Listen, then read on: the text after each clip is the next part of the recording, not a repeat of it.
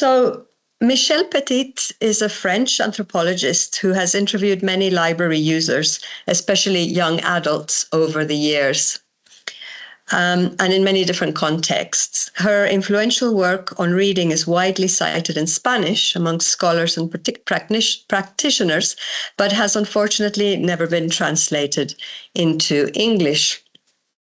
When she asked young people what libraries represent for them, the more immediate answer tended to be the place of knowledge or the place of learning, which, as Petit points out, can be enticing, but at the same time overwhelming, especially if you come from a background where books are not easily available or where contact with them is mostly at school. However, Petit found that in many cases, even for those from minority or marginalized backgrounds, the library became much more than a place to find information.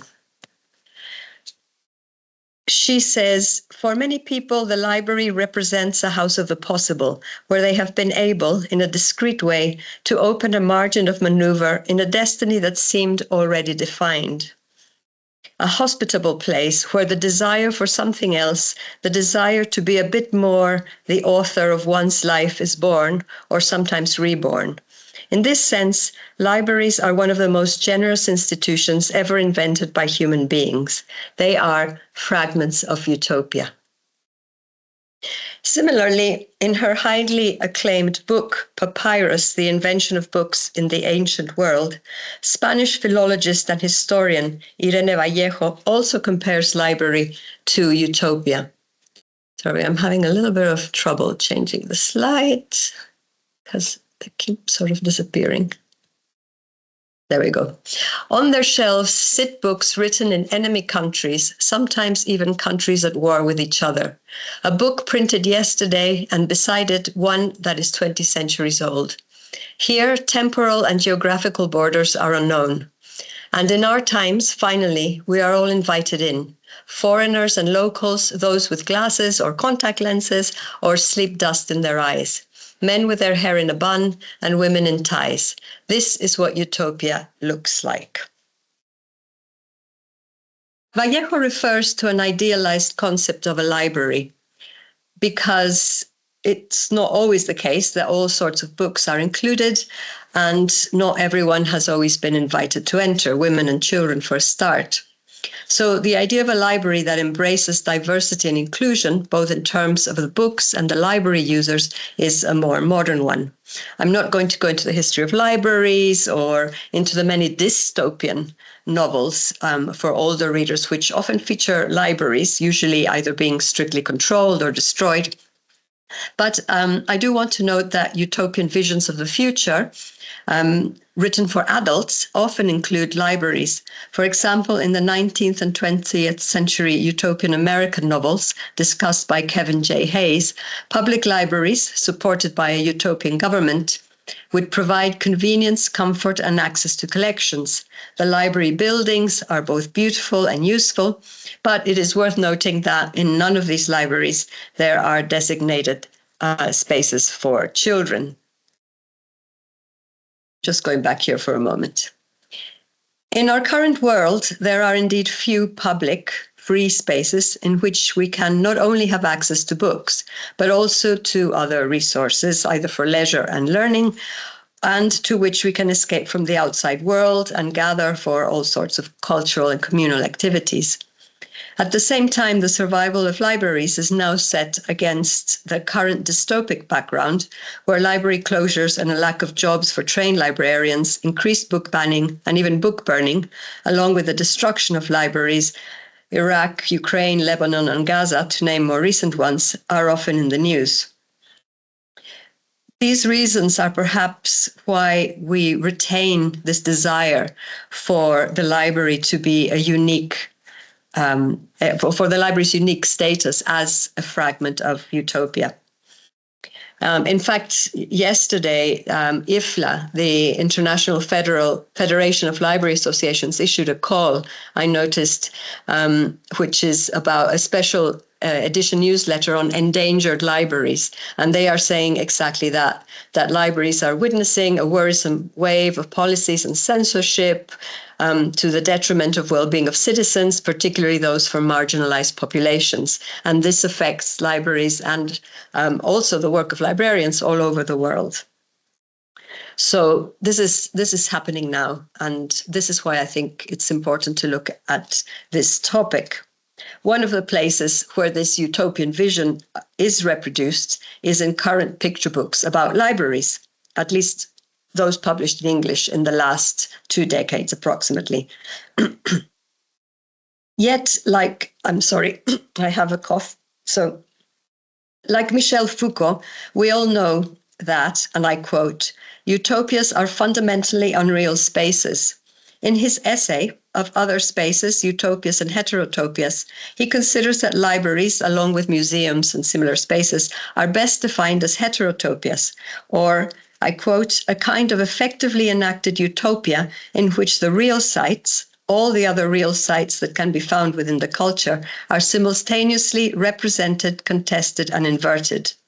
I'm not going to develop this argument in terms of libraries in children's literature because Mareta Sidiropoulou has already done that in a very insightful chapter on places and spaces of and for reading. And she uses Greek children's books to illustrate how they meet the conditions for heterotopia as described by Foucault.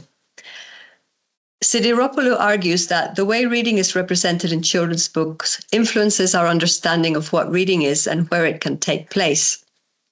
By looking in depth at how the library exists as a heterogeneous space, I quote, that operates between the private and the public, cultural space and public space, leisure space and workspace, she highlights how it operates within this juxtaposed collection of skills, networks of communication and power relations that constitute regulated systems. So this in turn reveals the tensions and complexities that are often passed over lightly, probably with the aim of simplifying the space for child readers, and with a result that libraries are generally represented as these utopic spaces, or they contain elements of utopia. In her book, Utopia's Method, Ruth Levitas builds on Andrew Sayer's argument that, I quote, we live between what is and what could or should be. For her, the imaginary reconstitution of society requires, among other things, exposing the limitations of current discourses and thinking differently about what constitutes knowledge, reflecting deeply on, I quote, our conceptions of human needs and human flourishing in these possible futures. She pinpoints the core of utopia as, I quote, the expression of the desire for a better way of being or living or being otherwise individually and collectively. She generates a method that is concerned with the existential, the aesthetic, but also the social and the structural domain, which seems to me that all come together precisely in the history of libraries.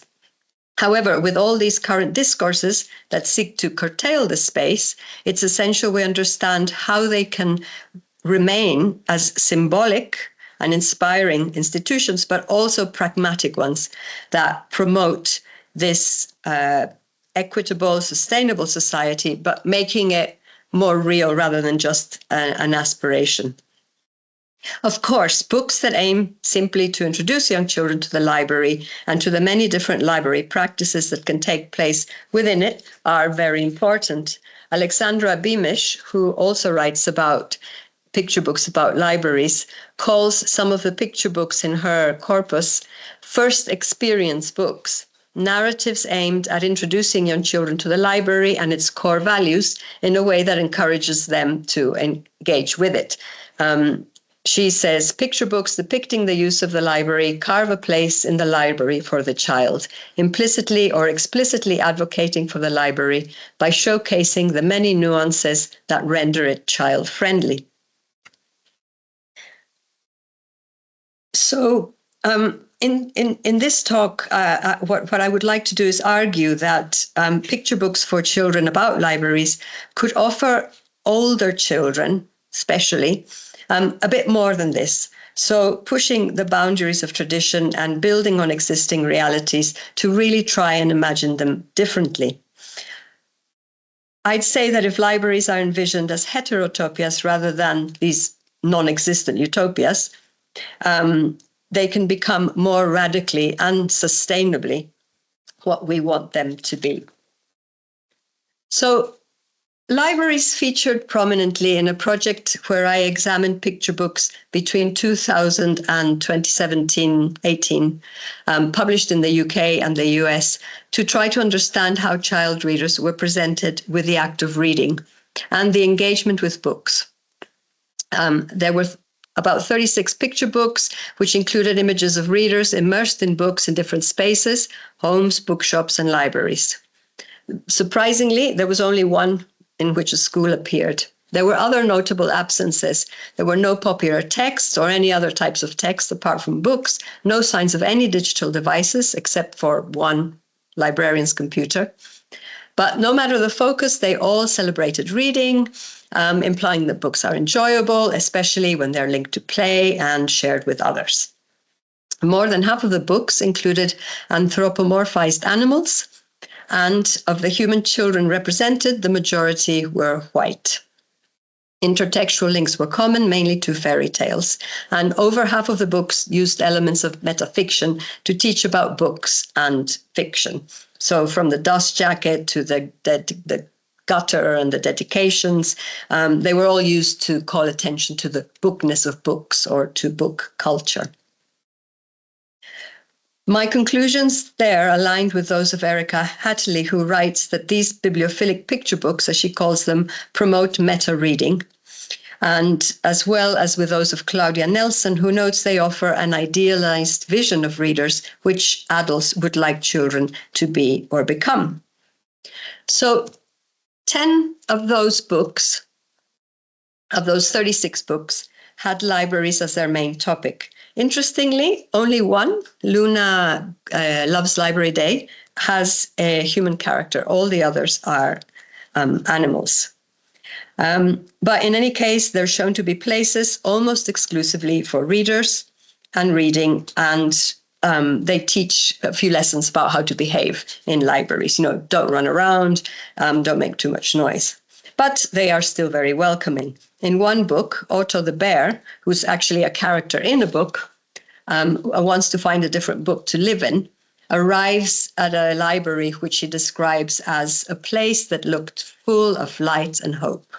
So these two aspects, light and hope, are symbolic of most of the library spaces in the previous set of books, as well as the ones I will discuss now. So since analyzing that initial set of books, I've kept an eye on new picture books about reading libraries and have been waiting for an excuse to return to this topic. This talk has provided me with one, but I do want to note that this is still work in progress, so I welcome your comments and suggestions at the end. I found some books set in or around libraries in the last 5 years and noticed there were some distinct changes from the earlier group of books. Although apart from the dates, there is really no clear dividing line in this study. So I cannot claim there's a sort of before or after. The COVID pandemic did happen, which by the way is not referred to in any of the books in the new selection. It's more likely, and maybe especially evident in one case, that some of these changes are due to those challenges facing libraries I've already mentioned. So to find the 10 picture books I discuss here, published between 2019 and 2024, I searched via bookshops and online sites using terms like reading, libraries, as I did in the previous study. I did decide to exclude books that were about famous librarians because those focused mostly on the librarians. They were more non-fiction books than on the space of the library. I have also not attempted to classify them by age, but judging by language and story, there are 3 of them that are probably aimed at readers between 3 and 5, while others are for readers up to 7 or 8.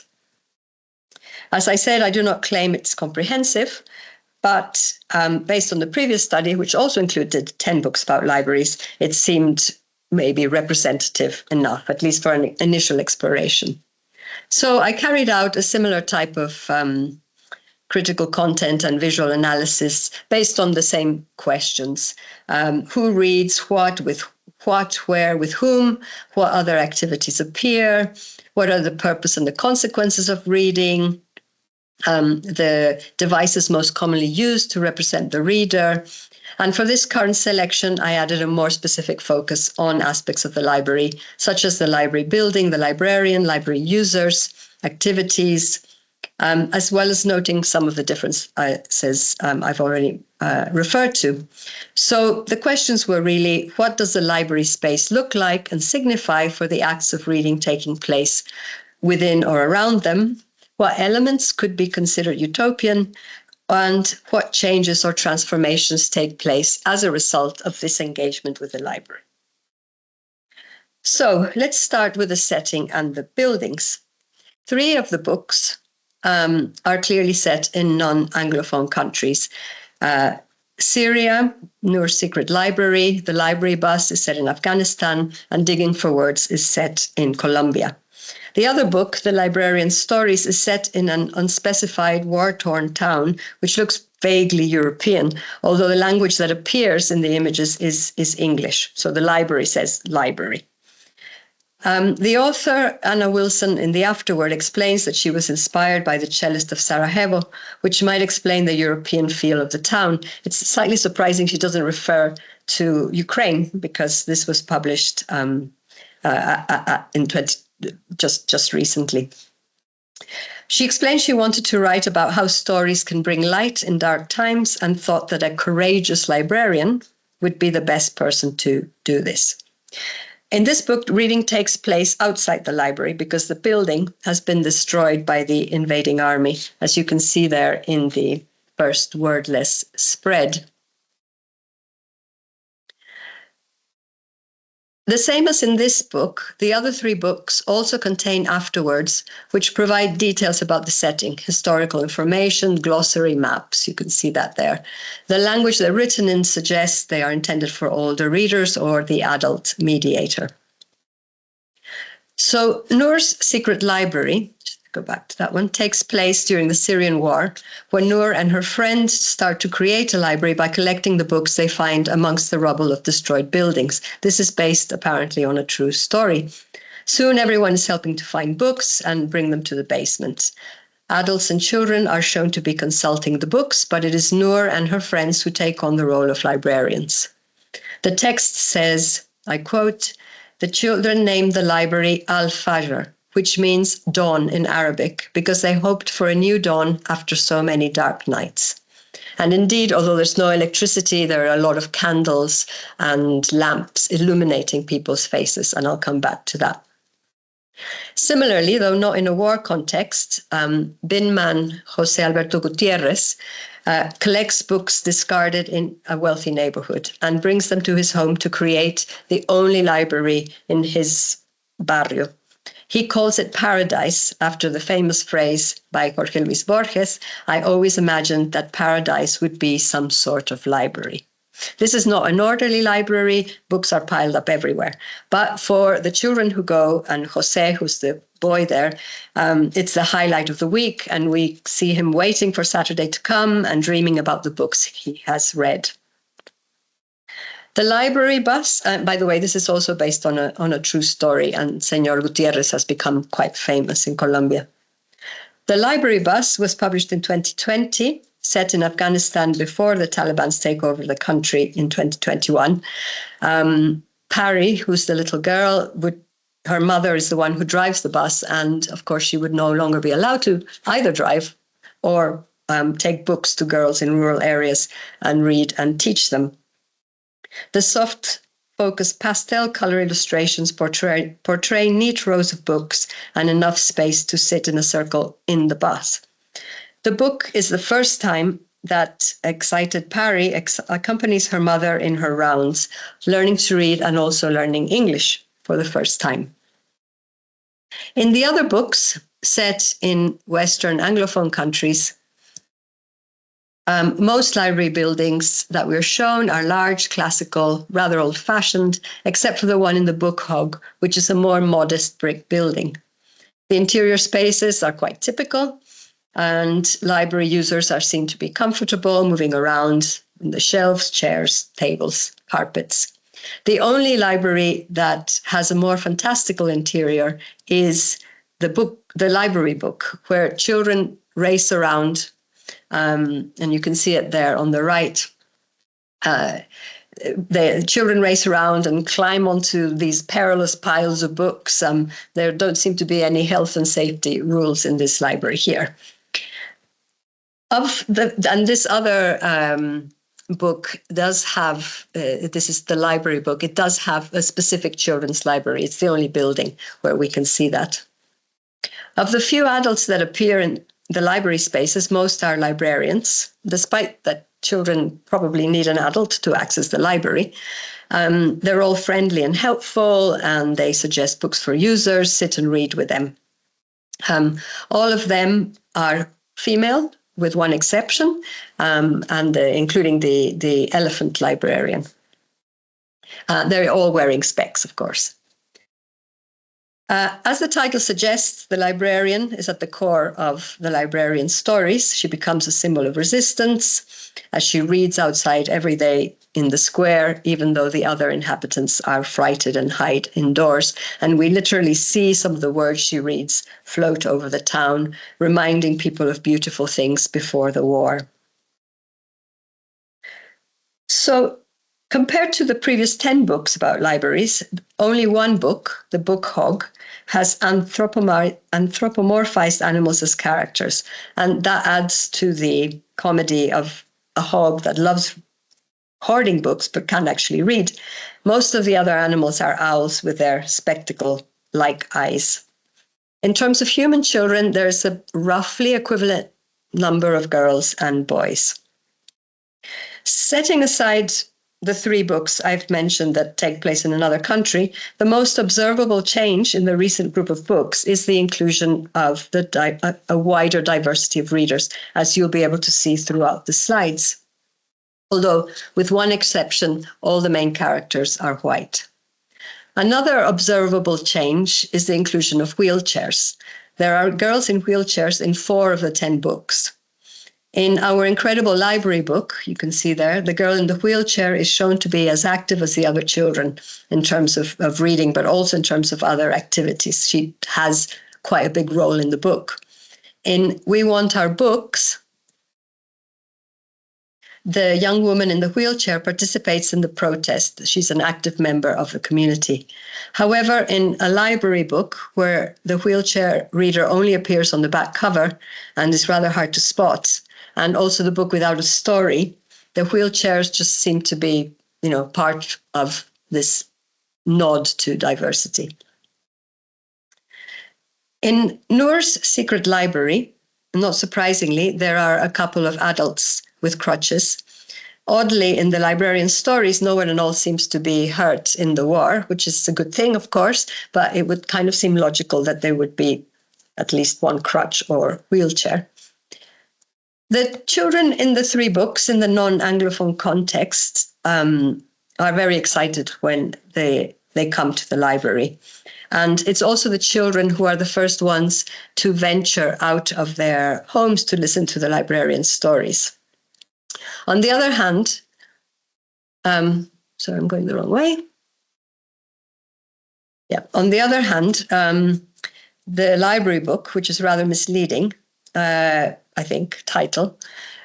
Zach, the main character, doesn't like books, refuses to read. He prefers to watch TV, and that TV is the only screen that appears in any of these books. He doesn't want to be there, and suddenly, after his friend tries to tempt him with some fantastical adventures that he could read about, he decides that he does want to read. Right? So this book and The Library Hog are the type of book of children who are afraid of the library or who dread reading. But there are actually only 2 of them.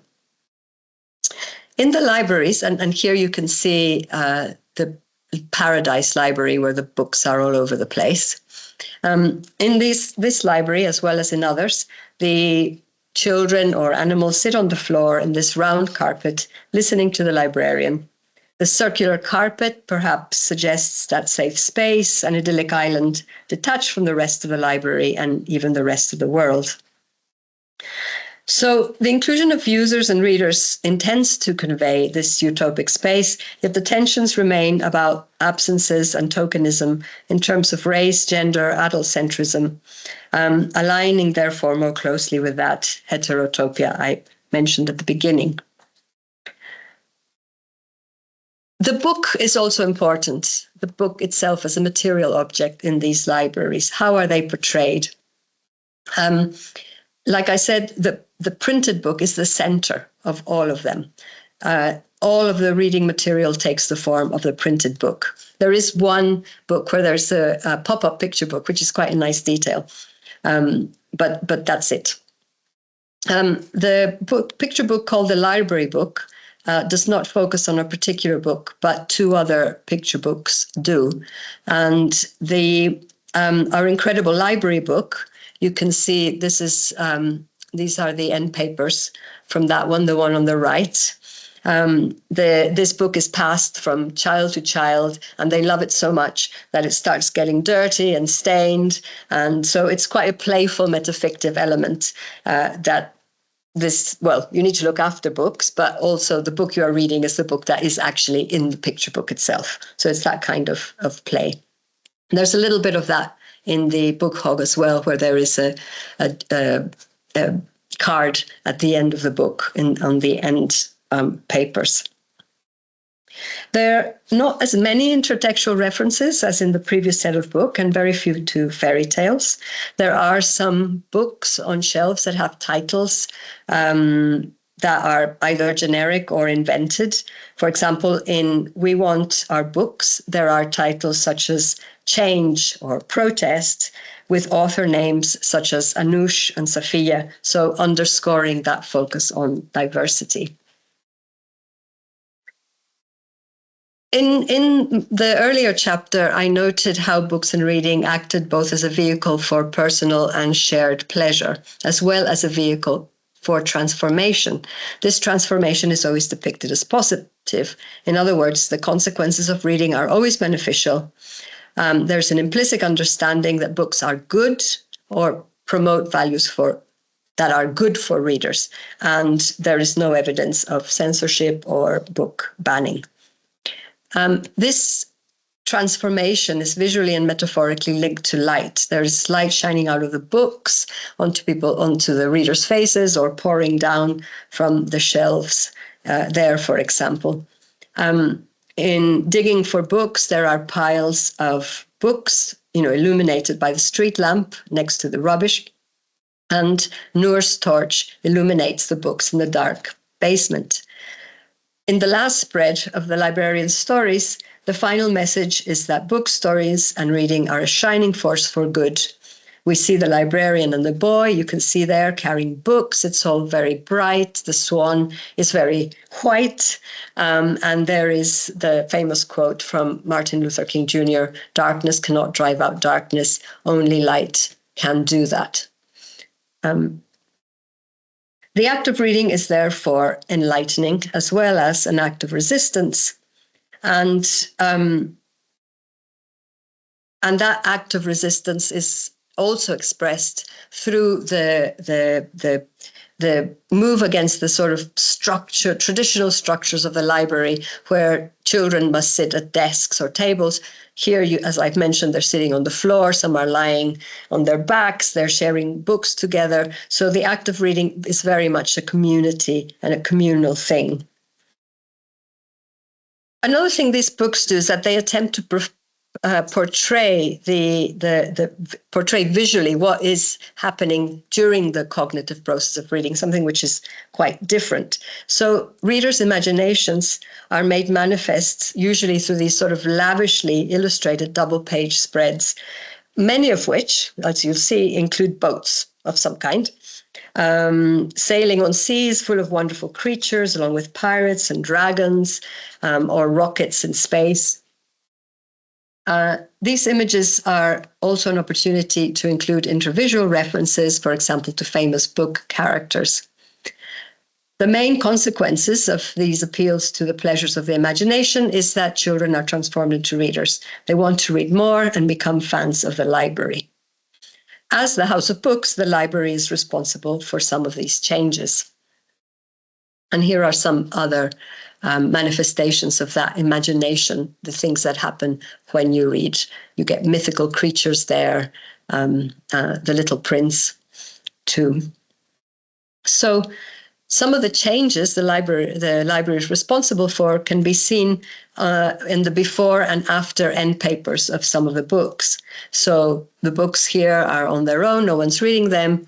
In the final end papers, children and books are interacting, or these empty shelves at the beginning of We Want Our Books, and the final end papers show a shelf full of books. A library, which is written by Nicky Giovanni, is a lyrical ode to libraries with beautiful illustrations that match this poetic tone by Erin K. Robinson. And it's about a young girl who helps her grandmother with her housework, then visits the Carnegie Library, or one of the Carnegie libraries, to return books. The library is presented very much as a utopic space. I quote, this is part of the text. A library is a space to be free, a space to be free, to be in space, to be a cook, to be a crook, to be in love, to be unhappy, to be quick and smart, to be contained and cautious, to surf the rainbow, to sail the dreams, to be blue, to be jazz, to be wonderful, to be you, a place to be, to be. So the picture book shares this idea of reading and enlightenment, but also pleasure. At first glance, it seems to be simply a nostalgic memory from the author's childhood. If we look at the sort of old-fashioned shelves and big, thick books that the girl is carrying. But as the author explains in the afterword, she grew up in the age of segregation, and this particular Carnegie branch was a colored library. If she wanted to read books that were not there, the librarian had to go to the main library to get them for her. So this tension, I think, is expressed subtly through the short text, both in the unexpected words, contained and cautious, but also in the sense that the freedoms this library offers are freedom to imagine and to be whoever you want to be, including, I quote, another me. So that takes us back to that utopic vision.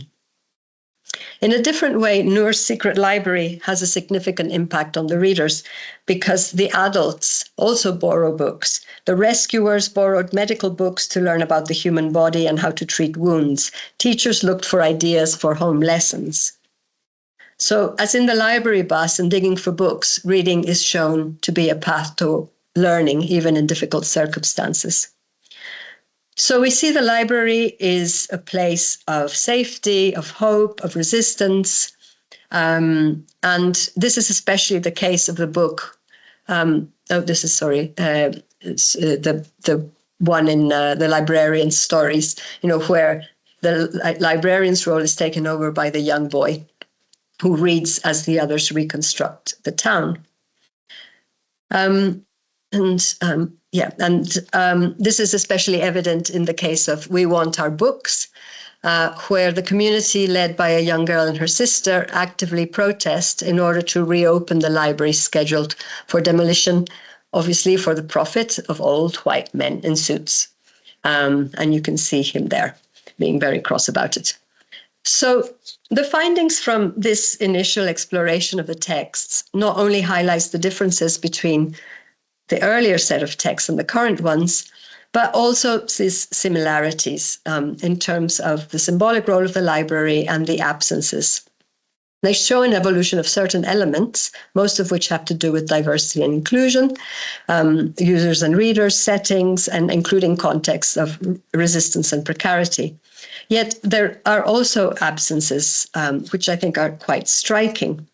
And I think that if we are going to think about the library as this space for transformation, we want to think about how we can encourage that change and transformation to go even further, especially in the light of the situation today with libraries. So, for example, to start with, there are many architecturally amazing libraries. My slides got mixed up, all over the world, and not all of them in global north countries. So, why do we always get that very classical, old-fashioned version of the library? Libraries, even in utopian books, are often linked to parks, museums, and this is the example there of the Parques Biblioteca in Medellin, the library parks, which were part of a mega infrastructure project credited with supporting peace building and social integration in that area. Although Alexander Beamish refers to multidimensional aspects for multiple experiences of the reader in the library, I found very little evidence of that. Libraries now lend all sorts of things, from tools to, toys and musical instruments. Also, of course, there are other reading material apart from books, including audiobooks and puppets, and they are rooms that are auditoriums or podcasts, recording studios, and there's no evidence of this at all. So, as I concluded previously, the portrayal, and I think this still is valid for these books, the portrayal of fictional readers in picture books serves as a way for adults to envision how they believe children should engage with books, especially during their early years. But this visual representation, it continues to be very adult-centric. Imagining yourself as a reader is, of course, important, but it really would be also crucial to include other types of reading and writing material and expressions of creativity, especially on the part of the users themselves. So going beyond the usual sort of drawing, that appears in most of this. I think that, lovely as they are, some of the imaginary manifestations sparked by the books that we saw in the previous spreads could also be taken further, perhaps by allowing readers themselves some space for their own creative output. Greater agency is one of the results of engaging with the library. So this is another point. The children in these books become readers. They learn how to use the space. They often teach their peers, but this is as far as it goes. Only in Noor's Secret Library do we see children taking an active role in setting up and managing the library. And I mentioned that in our We Want Our Books, young people are involved in the protest, but we don't see that much of them there. There are a few there once the library is restored. So I think without acknowledging the challenges libraries are facing, there is less of an opportunity to provide a space for reflection on how these challenges could be met. A book like the library book, where the reader is presented with this boy who suddenly becomes a reader, moving from TV to books, why not engage a little bit more in depth and in affordances of different media and how they relate to books? I also think that in a more critical context, the library in the librarian's stories is another example of a missed opportunity. In the afterword, the author says she wants to write about the burning of libraries during wars, rulers who destroy books because they know that ideas and stories can change the world. But because suddenly peace returns, it says, you can see there, time has passed, soldiers are gone, everyone works together, and the library is rebuilt exactly as it was before. It's as if nothing has happened. So to conclude, libraries are complex spaces, and picture books about libraries, I think, can struggle with ways they communicate these complexities to young readers. Of course they do. I'm not saying it's easy. I'm not saying I could do it. How do we talk about censorship or discuss digital technology or AI in relation to libraries? How do we explain to these generations, younger generations, that we have destroyed libraries throughout the centuries and then rebuilt them again? How do we explain that in some countries, or at least the United Kingdom, this sort of economic crisis has been used as a justification for the shrinking of the public sector, promoting voluntary activity. In the UK, since 2016, according to The Guardian, 180 libraries have been handed over to volunteers or closed, of course, mainly in the most deprived areas. So this, for me, jars with that kind of relentless Levitas has a term called relentless positivity, which indicates a form of hope which is simply projection, the projection of the adult desire for all children to become readers. And this projection often includes slightly simplistic, nostalgic, or even tokenistic nods, rather than that acknowledgement of what Foucault, going back to him, calls the simultaneously mythic and real contestation of the space. So the emphasis, I think, is on that word contestation. That constitutes the heterotopia of the library, and which is especially important in settings where there are power struggles, intercultural and inequities, etc.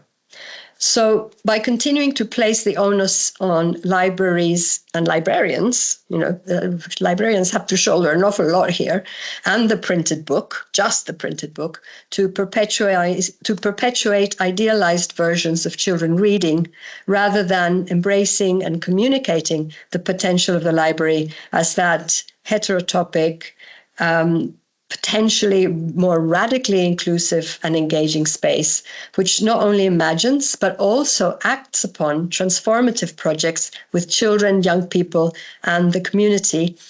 I think that even those small fragments of utopia will become harder to reach. Thank you. And I hope I didn't go back and forth too much on these slides here. I will stop sharing. Thank you so much. Let's see, how do I do this? You're no longer sharing. Thank you, Evelyn, for this wonderful presentation. Oh, where's? Thank you very Evelyn? much. Oh. She not only stopped sharing, but I think that she must have clicked something. She clicked the button, I think. Okay, let me just message her.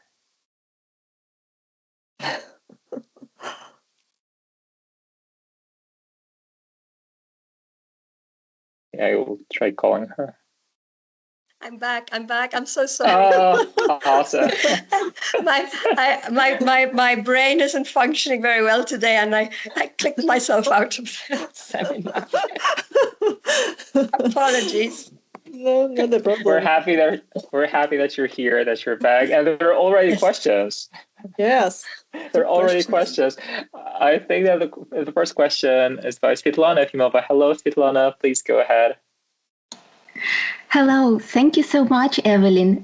It is a fascinating talk, a fascinating topic, and I have one question and one small comment.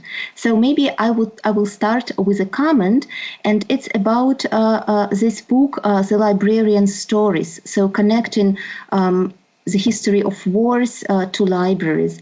And I think at the beginning you mentioned that it is kind of a historic story, and that there is, it doesn't mention contemporary wars, particularly the war in Ukraine.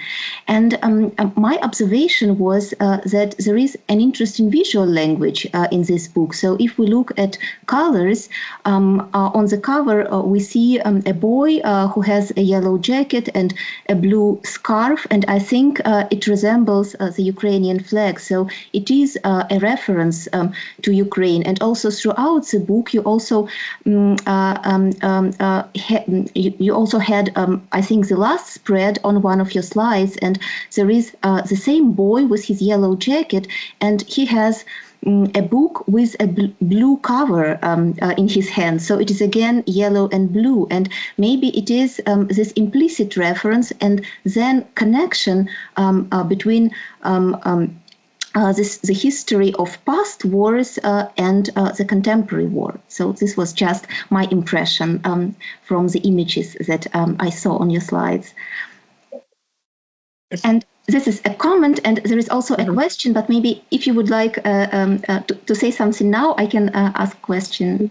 No, just to thank you for that. I hadn't thought of that, and maybe it is implicit. It just seemed a bit odd that she would mention one but not Ukraine, and the context is quite generic. We're not quite sure where we are. There's a diversity of people that appear, of names, but it's all a little bit generic. So yes, thank you for that, Svetlana. Mm-hmm. Mm-hmm. Thank you so much. And the question I had was about the social dimension of these books. So you've mentioned that books appear as a vehicle of personal or shared pleasure.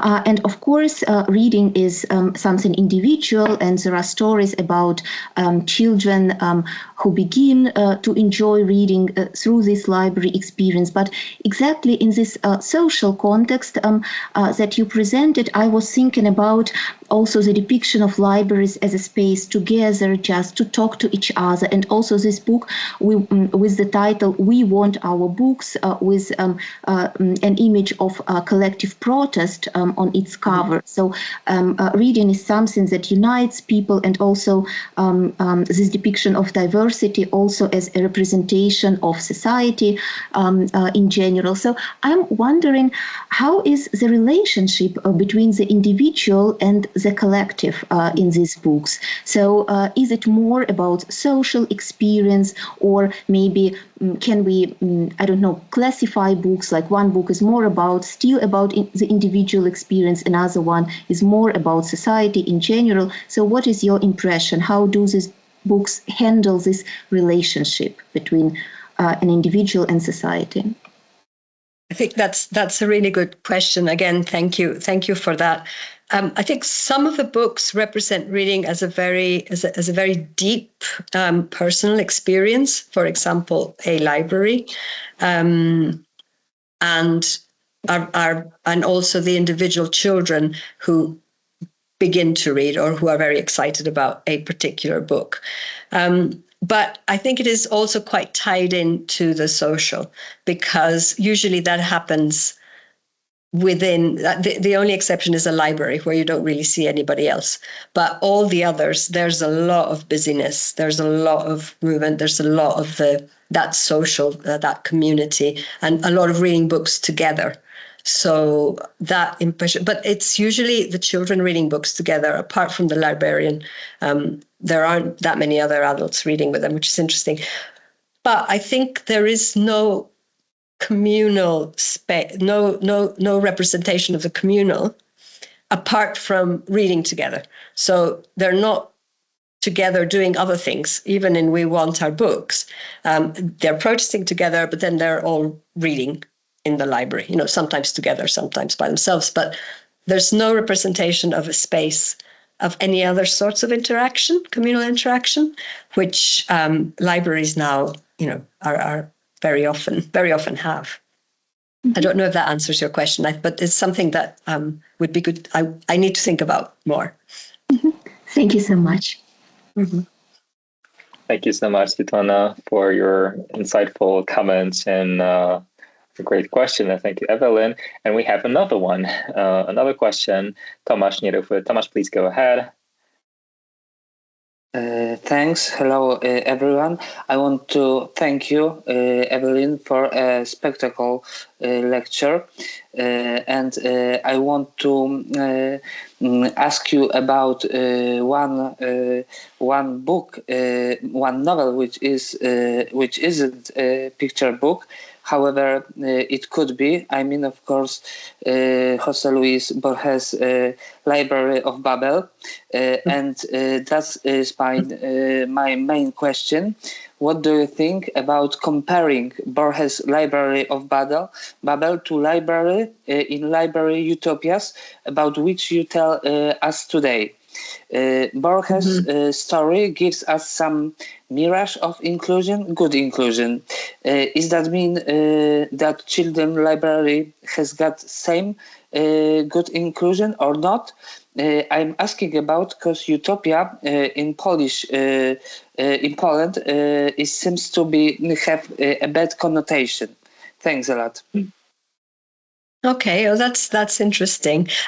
Well, yes, I suppose there are different kinds of utopias, and the line between utopia and dystopia can also be quite a fine one.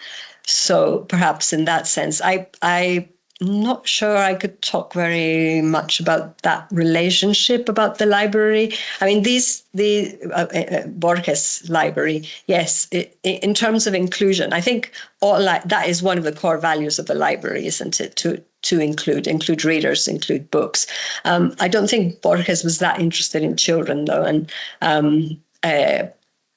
it would be fascinating to try and do a picture book of his story. So I think that the core thing here is that these utopias are all good, and there is no sense that there could be a bad book or that there's a book that children should not read, which is interesting. I don't know if that answers your question. Mm-hmm. I see. Thanks a lot for this answer. Thank you, Tomasz. Thank you. We have two more questions. Julia Książek, please go ahead. I'm here. Yes. Hello. Thank you for the lecture. I don't have question or comment. I want to introduce to you Kitty Koty. It's a very famous Polish series for children books. It is written by Anita Głowińska. And it is a small kitten who goes everywhere. And one of the book is about going to the library. And I look up just for 5 minutes about it because I don't read it. I'm not the target for this book. But I see that in here we have the kitten, the people, like real people.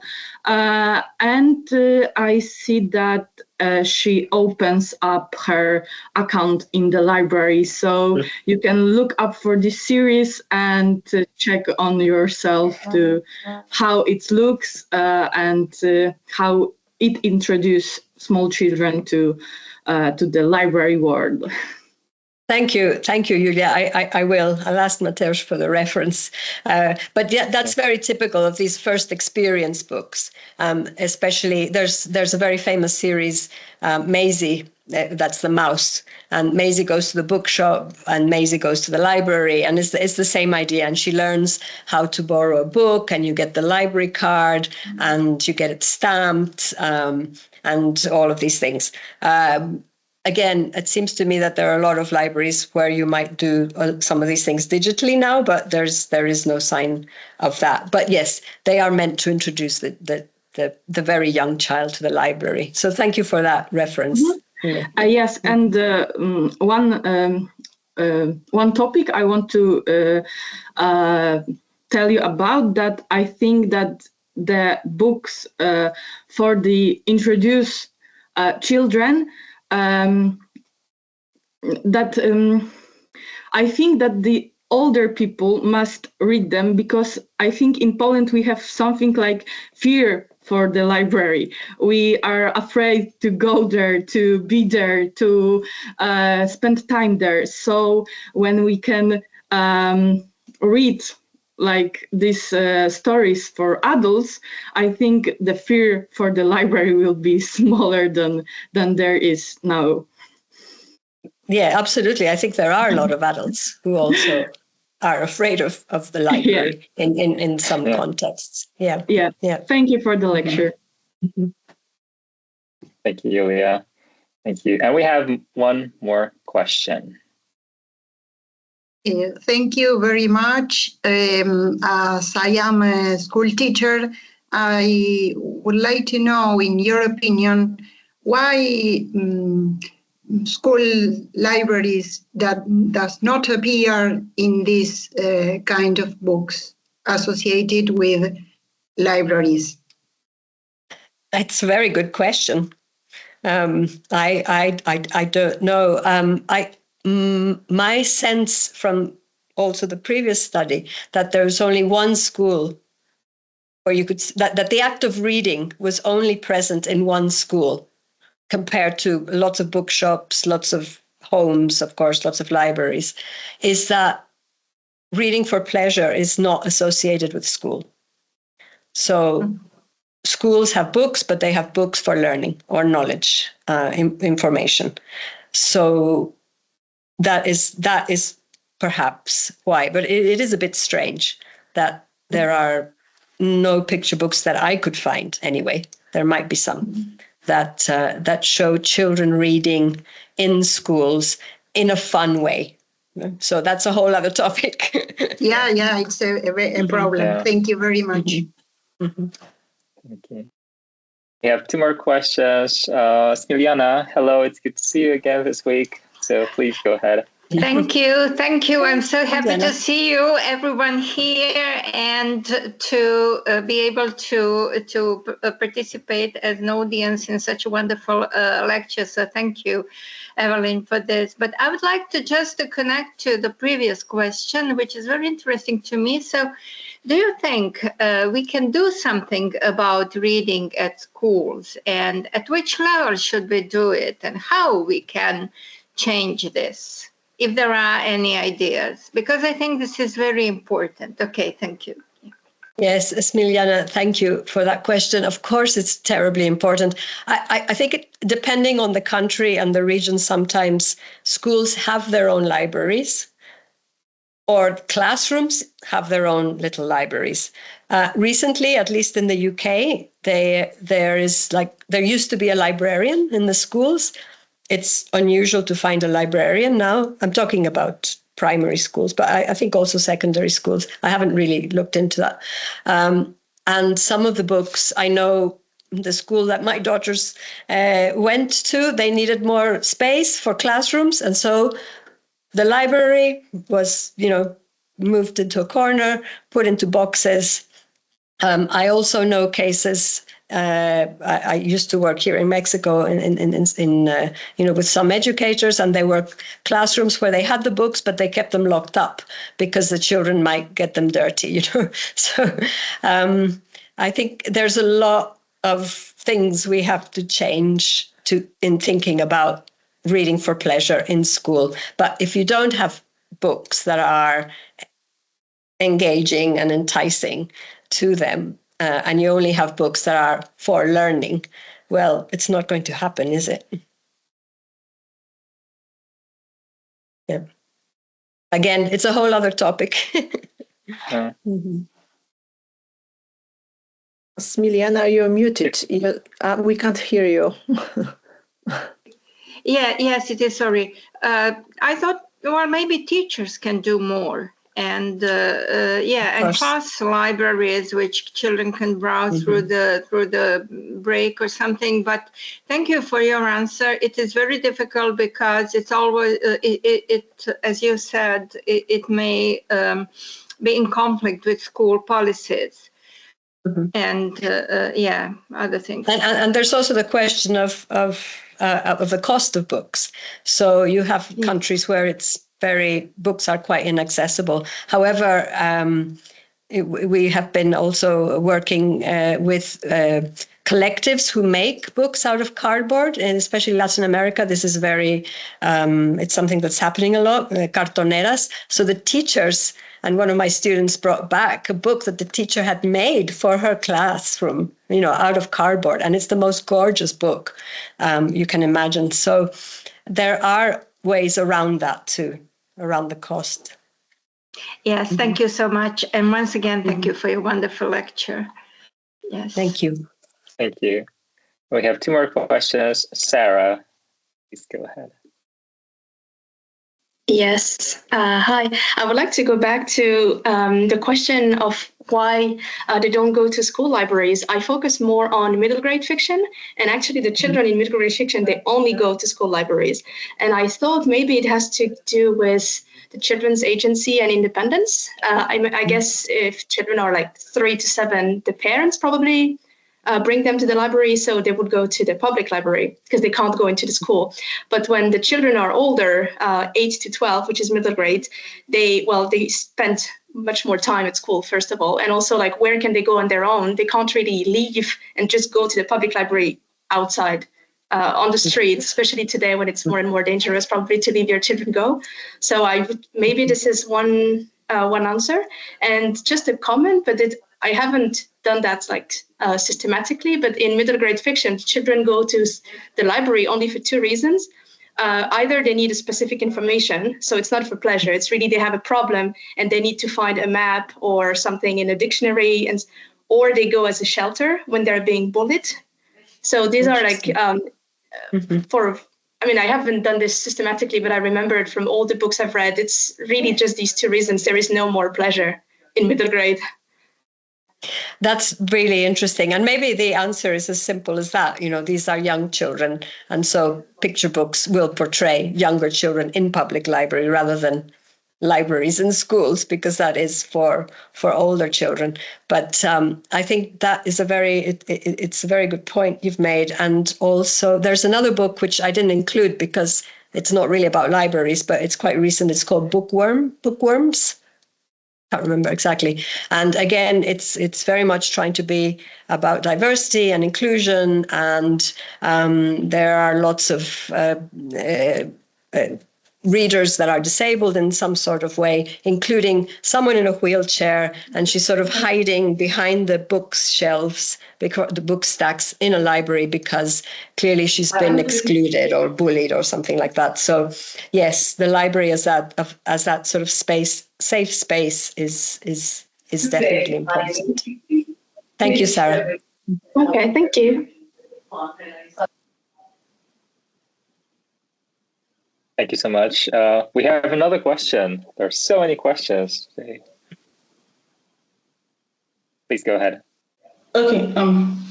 Thank you so much for the wonderful presentation, Evelyn. So because I really am concerned about this library issue, because in Nigeria, we are having a kind of conflicting perspective on this. So like the school where I worked before in Nigeria, it came up as a controversial issue, and because when the children go to the school library, they tend to scatter the books, and then the staff have to, because we don't have any staff or librarian in charge of it, so we have to be the ones to arrange. So the owner of the school got to an extent where she decided to opt for digital library, where she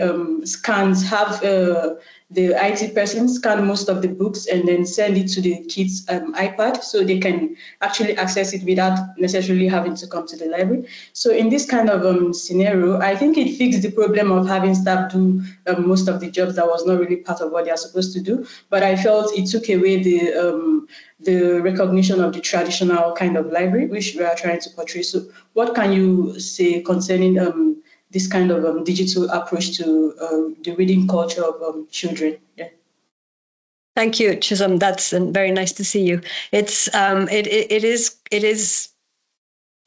I don't know what to say about it, but clearly, we have a very clear tension there between that digital technology and what it allows a lot of children to do, which maybe the book, they can't do it through the book. Also, for example, more children, if you've only got 1 or 2 of the same book, how do you share the book? So it does help in terms of multiple texts. And in COVID, we saw this happen a lot. People were sharing books online and so on. So that's on the one hand, all the benefits of that digital technology. On the other hand, it is still important that children learn about the printed book, how to handle them, how to look after them. And I can understand the problem that there aren't enough people to, help look after the books. But there must be some ways of involving the children in looking after their books and feeling pride about them and therefore looking after them. I mean, I don't know. Every context is different, but I think there's a space for both, isn't there? Mm-hmm. Yeah, thank you so much. Mm-hmm. Thank you so much for another great question. And thank you, Evelyn, for not only for your fantastic talk, but also for all these insightful answers to these really great and I think thought-provoking questions. I was also thinking about middle grade and YA books that I'm familiar with. And I've also noticed that in books about migrants, library always or usually plays the role of either the place where children go to when they really want to assimilate. So they read books which help them assimilate. And this is, of course, mostly present in older books. And in newer books is the place where children go to celebrate their culture, their own culture, to find books to show, other children.